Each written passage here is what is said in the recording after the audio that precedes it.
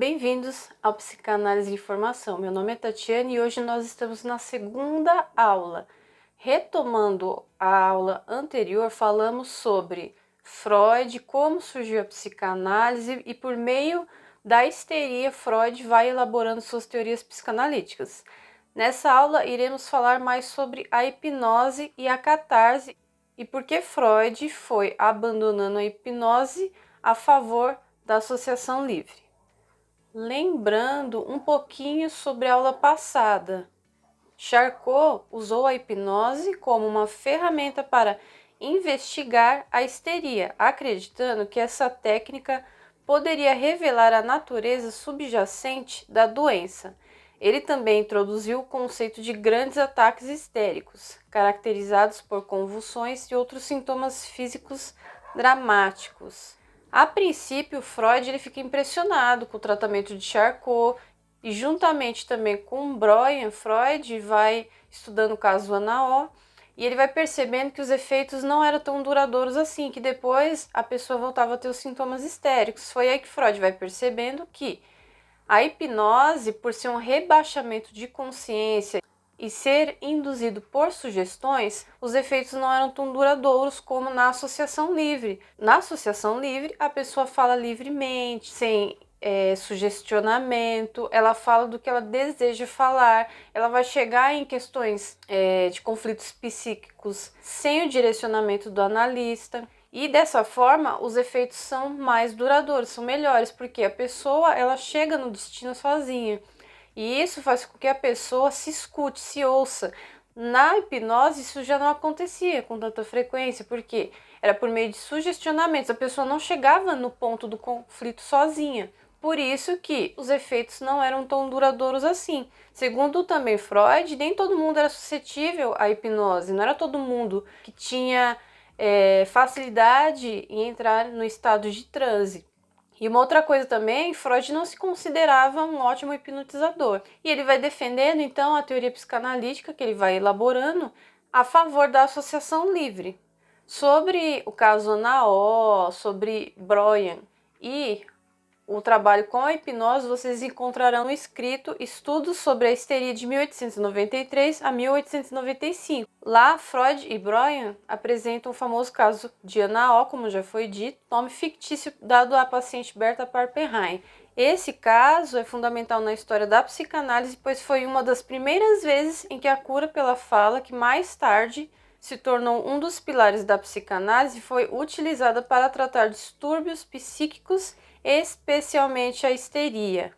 Como já foi dito, Freud vai abandonando a hipnose porque ele encontra essas limitações, os efeitos não eram tão duradouros, a pessoa, ela, por estar em estado de rebaixamento de consciência, coisas como os mecanismos de defesa, a repressão não ficavam tão em evidência assim.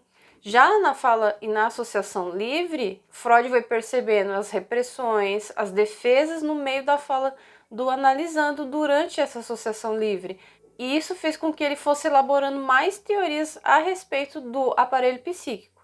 E qual o papel da associação livre no setting analítico? No setting analítico, priorizamos o inconsciente do analisando, permitindo que ele fale livremente o que lhe vier à mente, sem que ela seja conduzida pelo analista.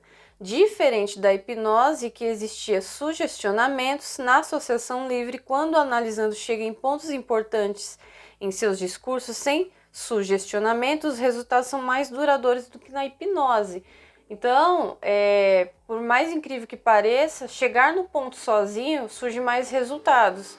Então, diferente da hipnose, que tem o sugestionamento, e não é a pessoa que chega nesses pontos conflitantes, na associação livre, o analisando, ele que vai em direção, conforme o psicanalista vai questionando o próprio discurso do analisando, o analisando vai se questionando sobre a fala dele, o analisando vai se ouvindo. Para complementar esse assunto, temos 4 escritos muito importantes. Eu vou listar os 4 aqui para vocês. Primeiro, temos as publicações pré-psicanalíticas e esboços inéditos, de 1886 a 1899. Temos os estudos sobre a histeria, de 1893 a 1895. Depois, primeiras publicações psicanalíticas de 1893 a 1899 e, por fim, a interpretação dos sonhos, que iremos falar na próxima aula de 1900. Nesse escrito é o momento em que Freud inaugura sua primeira tópica sobre o aparelho psíquico, funcionamento, que seria, primeira tópica, inconsciente, pré-consciente e consciente. E qual a importância dessa aula sobre a hipnose, sobre a catarse? Que existem modos diferentes de acessar o inconsciente. Existe por meio da hipnose, como já foi dito, só que os resultados não eram tão duradouros como Freud vai descrevendo. E Freud vai percebendo também por meio da associação livre que o analisando, no caso o paciente, por meio da fala, ele vai apresentando mecanismos de defesa como repressão, projeção, transferência. Então, todos esses mecanismos de defesa nós iremos estudar um por um também. E é importante saber disso porque, por meio do mecanismo de defesa, também sabemos quais conflitos o analisando possui. Lembrando que eu vou deixar aqui na descrição do vídeo o link que encaminha lá para o site. Vocês poderão ler todos os textos, todos os artigos sobre essa aula mais a fundo. E no final do post da página vai ter todos os escritos relacionados a esse tema também. Se ficou alguma dúvida sobre o assunto, vocês podem deixar aqui nos comentários ou mandar pelo WhatsApp, que eu vou tirando a dúvida de todos vocês. Na próxima aula iremos falar então sobre o aparelho psíquico, primeira tópica de Freud, do livro A Interpretação dos Sonhos. Eu espero que vocês tenham gostado e até a próxima aula.